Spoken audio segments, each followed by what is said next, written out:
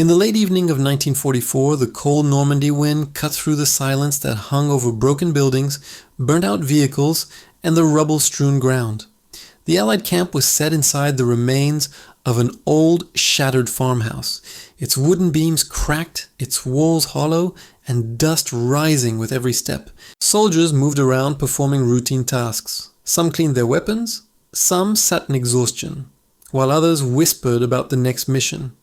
In a dark corner of this worn-out farmhouse sat Corporal James Walker, a quiet sniper who rarely spoke, kept to himself but whose mind calculated with the precision of a machine. Walker was considered a strange man by most of the soldiers. He would spend hours staring at the wooden beams of the farmhouse, at the hanging planks, the tiny gaps between them, and then toward the distant hill where the enemy observation post stood. Men wondered, what on earth is he even looking at? But in Walker's eyes shone a strange, unsettling focus, as if he were searching for an angle that no one else could see. He never tried to explain himself to anyone because he knew the result. People would laugh, and they did. His beam gap theory had become the biggest joke in the entire camp. Someone would laugh and say, he wants to shoot through a 2-inch crack. Another would joke, he thinks he's some kind of magician. A third teased, next he'll try firing through the chimney.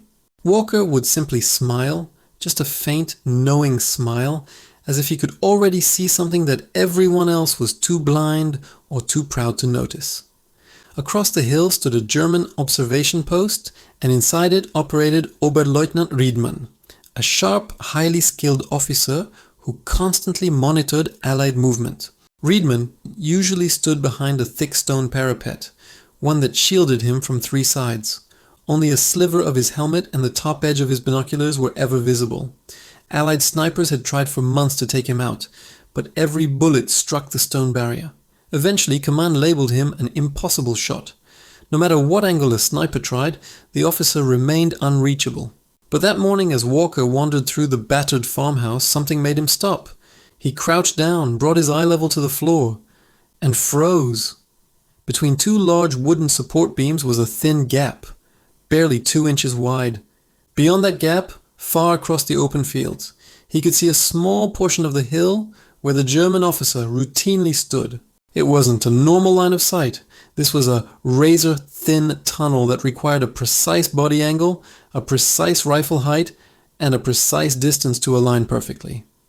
Walker's eyes widened, his heart thumped. He whispered to himself, "Got you."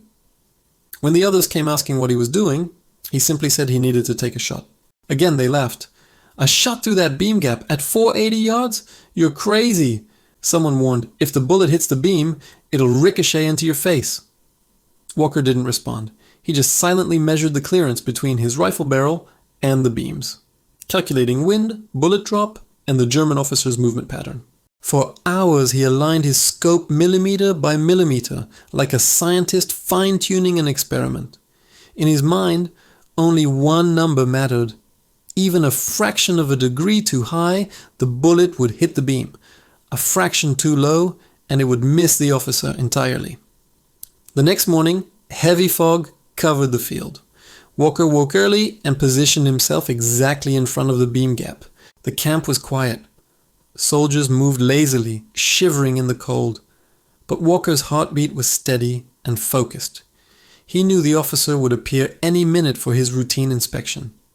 He pressed his body low to the ground, controlled his breathing, set his cheek perfectly on the rifle stock, and aligned his scope through the narrow crack. To a casual observer, it would look impossible, like a man pointing a rifle at a wall. But through that narrow gap, far away, he could see the faint outline of movement. And then it happened. The German officer stepped into view, standing behind the stone parapet with his binoculars raised toward the Allied camp. He had no idea that 480 yards away, inside a destroyed farmhouse, an eye watching him through a 2-inch slit was about to end his life. Walker inhaled slowly, released half the breath, then stopped breathing altogether. The sacred moment every sniper lives for. The crosshair settled between the officer's eyes. Walker whispered, "Now!" He squeezed the trigger. The bullet flew with incredible speed, slicing perfectly between the wooden beams without grazing either side, as if traveling through an invisible tunnel. and in the next fraction of a second, hit the officer directly in the forehead. The officer dropped instantly. German soldiers shouted in shock. The Allied camp fell completely silent. Men stood frozen. Someone whispered, "What was that?" Walker gently lowered his rifle. The laughter, the doubt, the mocking, it all died in that single moment. Soldiers gathered around him, staring at the narrow beam gap in disbelief. Their expressions carried shock, fear, and newfound respect. Someone finally asked, "How did you do it?"